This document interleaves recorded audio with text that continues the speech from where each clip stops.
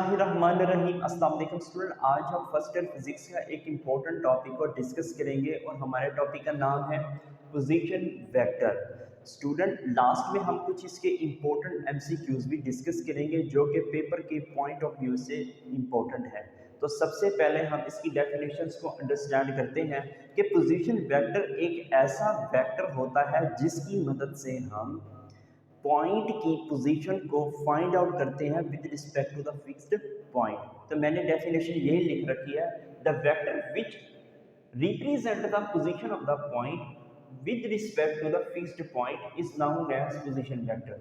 तो position vector एक ऐसा वेक्टर होता है जिसकी मदद से हम किसी पॉइंट की पोजीशन को फाइंड आउट करते हैं with respect to the fixed point या ओरिजिन, जिसे हम पोजीशन वेक्टर का नाम देंगे। तो नेक्स्ट पॉइंट ये है कि position vector depends on the coordinate system. जो पोजीशन वेक्टर होगा वो कोऑर्डिनेट सिस्टम पर डिपेंड करेगा।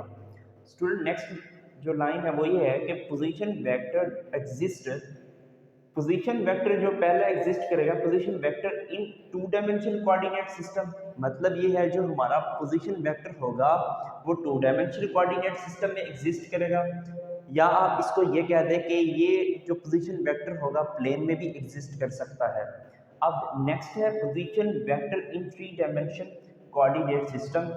इसका मतलब ये है कि जो हमारा पोजीशन वेक्टर होगा वो स्पेस में भी एग्जिस्ट कर सकता है। वहाँ पे बच्चों टू डायमेंशन प्लेन में और थ्री डायमेंशन का मतलब है स्पेस में एग्जिस्ट करेगा।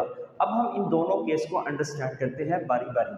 जो हमारा पहला केस है position vector in two dimension coordinate system, या इसकी जगह स्टूडेंट प्लेन भी आ सकता है।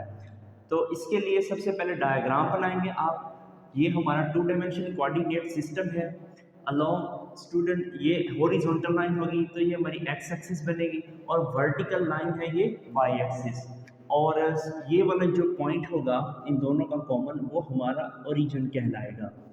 अब स्टूडेंट मैं यहाँ पे एक पॉइंट लेता हूँ और इस पॉइंट को मैं P का नाम दूंगा। अब इस P पॉइंट तक पहुँचने के लिए मुझे एक्स एक्सिस डिस्टेंस कवर करना पड़ेगा, तो मैं इसको नाम देता हूँ स्टूडेंट AI कैप। ठीक है, अब वाई एक्सिस मुझे मूव करना पड़ेगा, तो मैं वाई एक्सिस मूव करता हूँ। तो वाई एक्सिस मैंने मूव किया तो हमारा बनेगा BJ कैप। अब स्टूडेंट ये हमारे आ गया वेक्टर्स। तो आप यहाँ गौर से देख सकते हैं ये हमारा वेक्टर है और ये भी हमारा वेक्टर है।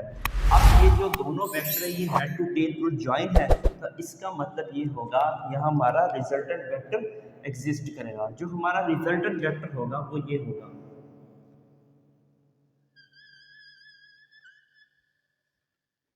ये हमारा आ गया है स्टूडेंट रिजल्टेंट वेक्टर, और ये ही हमारा पोजीशन वेक्टर होता है जिसको बच्चों में R का नाम देता हूँ। ये हमारा R पोजीशन वेक्टर आ गया है।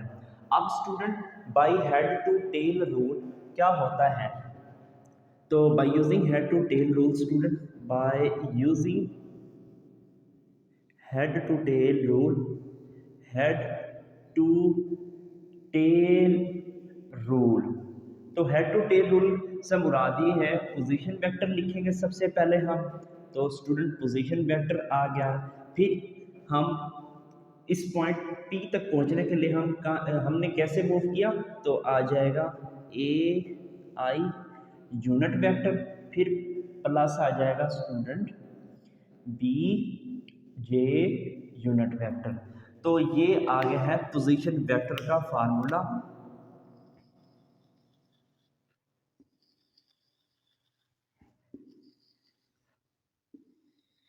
स्टूडेंट अब इस P पॉइंट तक हम कैसे पहुंचे? जब हमने एक्स एक्सिस के अलॉन्ग मूव किया, इसका मतलब है कोऑर्डिनेट्स A आ जाएगा। A हमारे पास कोऑर्डिनेट्स है, B भी कोऑर्डिनेट्स है। अब फिर इसके बाद हमने कैसे मूव किया स्टूडेंट? अलॉन्ग वाई एक्सिस की तरफ मूव किया, तो उसका जो कोऑर्डिनेट्स होगा वो B आ जाएगा। अब इस वेक्टर के हम मैग्नीट्यूड फाइंड आउट करते हैं, तो वेक्टर की मैग्नीट्यूड को हम बच्चों फाइंड आउट करेंगे। R is equal to vector का सैंपल नहीं आएगा, तो r is equal to, student unit vector नहीं लिखेंगे आप तो a का स्केयर आ जाएगा प्लस आ जाएगा स्टूडेंट b का स्केयर। तो ये हमारे पास फार्मूला बन गया मैग्नीट्यूड का फार्मूला, पोजीशन वेक्टर की मैग्नीट्यूड का फार्मूला आया है r is equal to under root a का स्केयर प्लस b का स्केयर। और अब आप इसको कर देंगे बंद।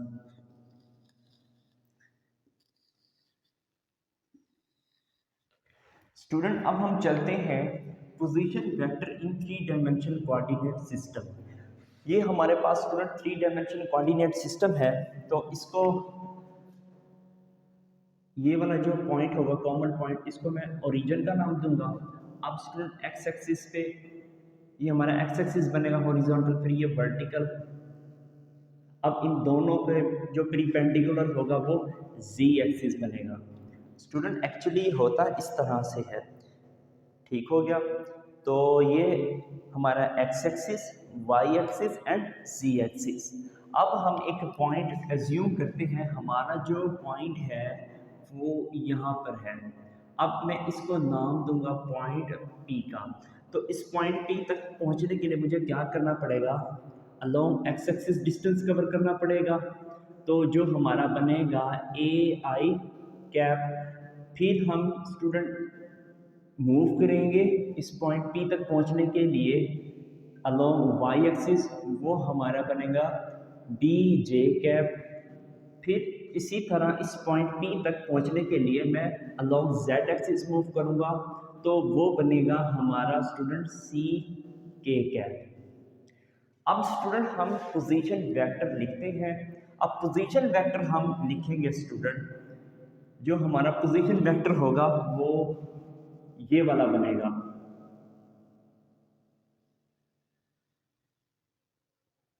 ये आ गया है position vector by using the head to tail rule. तो अब आप इसको पोजीशन वेक्टर फॉर्म में लिखेंगे तो position vector R is equal to, student सबसे पहले हम एक्स एक्सिस के अलोंग हमने मूव किया, फिर प्लस, फिर हम वाई एक्सिस के अलोंग हमने मूव किया, फिर इसके बाद जी एक्सिस की तरफ हमने मूव किया। तो ये हमारा फार्मूला बन जाएगा पोजीशन वेक्टर्स का। अब इस पॉइंट पी के जो कोऑर्डिनेट्स बनेंगे हमारे, वो बनेंगे ए बी सी। तो ये हमारे कोऑर्डिनेट्स आ गए हैं। स्टूडेंट अब हम इसी वेक्टर का मैग्नीट्यूड का फार्मूला ड्रा करते हैं, तो वो कुछ इस तरह से बनेगा, r इज इक्वल टू ए का स्क्वायर प्लस बी का स्क्वायर प्लस सी का स्क्वायर और होल की आ जाएगा अंडर रूट। तो ये फार्मूला हमारा बन गया है पोजीशन वेक्टर की मैग्नीट्यूड को फाइंड आउट करने का। डियर स्टूडेंट अब हम एमसीक्यूज को डिस्कस करते हैं। पहला एमसीक्यूज ये है, अगर हमारा पोजीशन वेक्टर स्टूडेंट एग्जिस्ट करता है, गौर से सुना, अगर हमारा पोजीशन वेक्टर स्टूडेंट एग्जिस्ट करे एक्स वाई प्लेन के अंदर, तो जो हमारा पोजीशन वेक्टर का जो फार्मूला होगा वो ये बनेगा, एज इट इज रहेगा, r is equal to A I cap plus B J cap. ठीक है, एक्स एक्सिस की तरफ बच्चों ए आई कैप आएगा प्लस फिर बी जे कैप आएगा। अगर हमारा हो बच्चों वाई जी प्लेन के अंदर पॉइंट, अगर पॉइंट हमारा एग्जिस्ट करा वाई जी प्लेन के अंदर, तो उस वक्त जो हमारा पोजीशन वेक्टर बनेगा वो स्टूडेंट कुछ इस तरह से बनेगा। पहले क्या है वाई एक्सिस, तो वाई एक्सिस क्या आ जाएगा बी जे कैप प्लस, फिर जेड एक्सिस है तो जेड एक्सिस के लिए क्या आ जाएगा सी के कैप। ठीक हो गया बच्चों, आई होप स्टूडेंट बातें समझ आ रही होंगी। अगर हो student Z axis x Z हो, एक्स जेड, तो फिर हमारा क्या बनेगा, आपने जस्ट पहले ये देखना एक्स है तो पोजीशन वेक्टर हमारा जो बनेगा वो बनेगा स्टूडेंट, पहला एक्स है तो ए आई कैप प्लस स्टूडेंट जी है तो जी के लिए हम क्या यूज़ करेंगे, सी के कैट। तो ये एमसीक्यूज बन सकते हैं। अब कुछ इस तरह से भी एमसीक्यूज बन सकते हैं कि हमारे पास पोजीशन वेक्टर है, उसके कोऑर्डिनेट दे रखे हैं 2 एंड 3, लेट्स सपोज।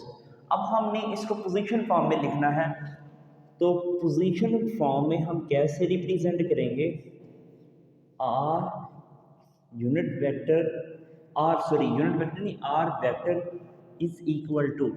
अब बच्चों यहाँ पे हमने क्या लिखना है, 2 है पहले, तो इस 2 से मुराद ये है एक्स एक्सिस के अलोंग है हमारा कोऑर्डिनेट्स पे, इस 3 का मतलब है कि वाई एक्सिस की तरफ है। तो यहाँ पे हमारा ए बन जाएगा ये 2 I cap and plus student 3 J cap. ठीक है, आप इस तरह से कोई से भी लिख सकते हो स्टूडेंट, इस तरह से भी एमसीक्यूज आ सकते हैं, -5 एंड 7 या 6 लिख लो। तो मैंने 6 लिख दिया। जो हमारा पोजीशन वेक्टर होगा वो कुछ इस तरह से बनेगा। पहले बच्चों माइनस, ये हमारा x है और ये वाला y है। एक्स एक्सिस के अलावा हमारा जो कोऑर्डिनेट्स बनता है वो क्या बनता है, 5 और plus student 6 J cap. I hope student यहाँ तक बातें समझ आ गई होंगी। अब नेक्स्ट चलते हैं इसकी तरफ। तो स्टूडेंट इसका जो बनेगा, तो इसके लिए जो हमारे एमसीक्यूज बनेंगे वो कुछ इस तरह से भी बन सकते हैं, 2, 3 एंड 4। इसको आप रिप्रेजेंट करो। तो जो पहला होता है एक्स, वाई एंड जेड। ठीक है, ये हमारे पास ए, बी एंड सी कोऑर्डिनेट्स बनेंगे। तो इसको हम लिखेंगे, सॉरी स्टूडेंट, यहाँ पे आप लिखोगे 2 आई कैप प्लस स्टूडेंट, फिर इसके बाद लिखोगे 3 जे कैप, फिर प्लस 4 के कैप लिखोगे। अगर लेट्स सपोज स्टूडेंट इसकी मैग्नीट्यूड फाइंड आउट करनी है, ये तो था पोजीशन वेक्टर, अब हमने इसकी मैग्नीट्यूड फाइंड करनी है, तो मैग्नीट्यूड में जस्ट वैल्यूज को पुट करेंगे। ये हमारे पास स्टूडेंट ए होता है, ये बी होता है एंड ये सी होता है। अब हम मैग्नीट्यूड को फाइंड आउट करते हैं। तो अंडर रूट आपने लिखना बाय यूजिंग फार्मूला, एक की जगह क्या लिखेंगे स्टूडेंट 2 का स्क्वायर, ठीक है, बी का स्क्वायर है तो यहाँ पे क्या आ जाएगा 3 का स्क्वायर, फिर स्टूडेंट क्या आ जाएगा सी का स्क्वायर है तो इसका मतलब ये है 4 का स्क्वायर आ जाएगा। अब इसको आप सॉल्व आउट करोगे तो ये 4, 9 एंड 16, जो आंसर आएगा वो आपने कमेंट सेक्शन में देना है। तो स्टूडेंट आई होप आज आपको लेक्चर समझ आ गया होगा। तो अब आप इसका स्क्रीनशॉट ले लें। स्टूडेंट आई होप आज आपको लेक्चर समझ आ गया होगा। मिलते हैं एक और नए लेक्चर में, तब तक के लिए टिल देन अल्लाह हाफिज़।